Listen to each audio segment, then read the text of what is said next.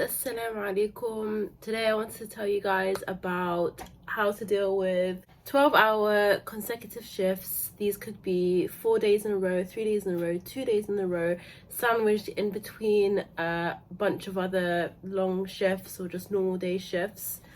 So a lot of healthcare professionals have to do sometimes 7-day stretches or let's say 8 or 9-day stretches with 1-day break in between, and this can take a toll on your physical, mental and emotional health, and it took me a while to figure out how exactly to deal with it and be okay with the fact that I'm gonna have to be doing this on a recurring basis. So my first tip is never forget Allah.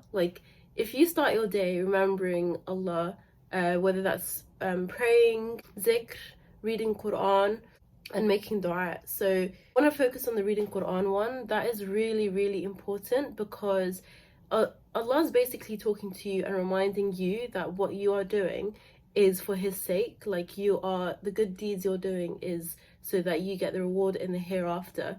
If you don't have time to read Quran, make sure you just put someone playing in your headphones on the way to work, or it's the best opportunity to start remembering the Quran, so doing hifz, because sometimes it happens to me, I just don't have time to sit down and read because I'm getting ready for work, I'm gonna be late. If I remember the surahs that I've memorized, it really helps. Just sort of say it on the way to work rather than listening to music, and Allah will literally put barakah in your day. He will provide you with people that can help you. He will make your work more easy. He will just give you the acceptance of the fact that you are going to work and it's a bit difficult. You've already done a few 12-hour shifts 2 days before and you still got another 2 left.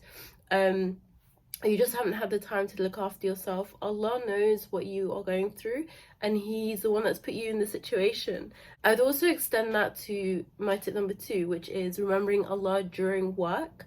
So in times of stress or things are overwhelming, make sure you take a break to go pray, or say words of zikr like alhamdulillah, I'm in this position, my health is good, I'm able to do what I can because Allah's given me that opportunity. Third tip is make sure you take a break. Right now working at NHS is actually very difficult, understaffed, there's a lot of work to do, everyone is really experiencing the toll. Able to take a break, please do, and check up on other people, your colleagues, ask them have you taken a break yet? And I feel it really helps me, and when someone asks me hey, have you taken a break, they might see that I'm visibly stressed. I do the same to other people because taking your break is your right, it's in your contract, but also it really does help kind of recuperate, take your mind off of work, give you a break from the work itself. Never miss your break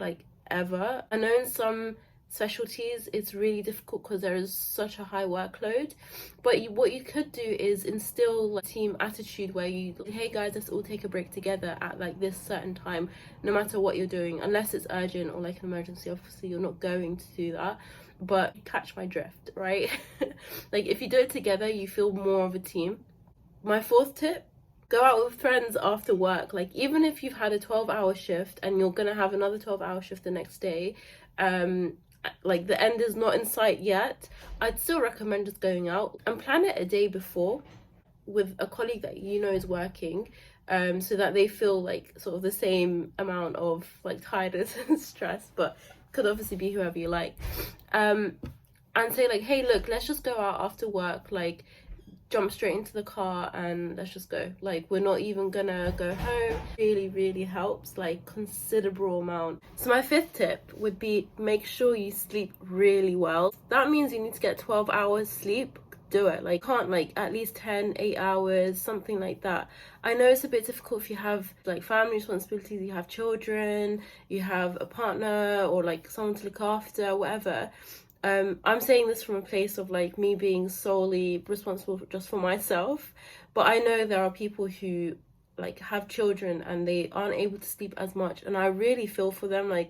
It's really difficult. And to be honest, like, Allah's reward is there for them. Like, I'll tell you about my week that I had in emergency department last week, and it started on a Monday and ended, you know what, I don't even know when it ended exactly, but essentially it started on Monday.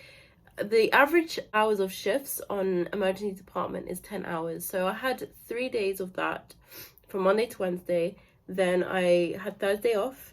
Friday, again, 10 hours. Saturday and Sunday was 2 12-hour shifts. And then Monday kind of started at 3:30 p.m. to 12 a.m. Then another day off, but that's for something called self-directed learning. So really you're supposed to do something that is like for your own portfolio. It's not like a day off. And then Wednesday I worked.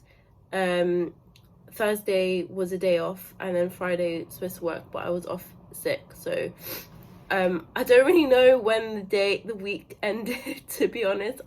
So it was actually a really difficult week. But you know what? I was like, I'm in this situation. No one else can do anything about it except myself. Like, the only thing I could do is just look at this positive and be like, okay, well, I'm just gonna go to work. I'm just gonna do what I need to do, and like make sure that I look after my health. No one else can do that for me. Obviously, if you remember Allah as much as possible during those difficult times, Allah will make it easy for you, like in ways you don't even imagine. He'll either give you the acceptance of the situation you're in. He'll put barakah in your time. Like, this is the most amazing thing. I just want to tell you, when you start your day with Quran, zikr, and obviously prayer, like after a 12-hour shift, Allah still gives you the ability to do something after that. Like, I would say I could finish at let's say 8 to 8 shift, right? After 8, I would still come home and feel a bit of energy. Like, I could still do something if I wanted to. Obviously you don't force yourself, and like, you know, Prophet Muhammad sallallahu alaihi wasallam did mention, like, look, if you need, like, don't push yourself beyond what you can bear. Like, your body needs rest over your soul. Like, you need to prioritize your physical health over your spiritual health sometimes, or over like other things. If you wanted to, Allah will make it happen. Like, some people have an exam nowadays to study for, remember Allah and Allah will remember you. Like, you come home after 12-hour shift, you need to study, like you're just knackered, like you just don't want to, you're not in the mood, all you want to do is just sleep. So but yeah, remembering Allah will really, really, really help. That's basically my main message. Just remember Allah and whatever it is that you do. Make sure you read the Quran and pray before starting your day. It helps times infinity. Like, Allah is the one that has given you opportunity to do this thing. What you want to do is do it for His sake and His sake alone. And as long as it's a good thing, then only benefit will be brought to you. Remember Allah and practice Tawheed. Assalam alaikum.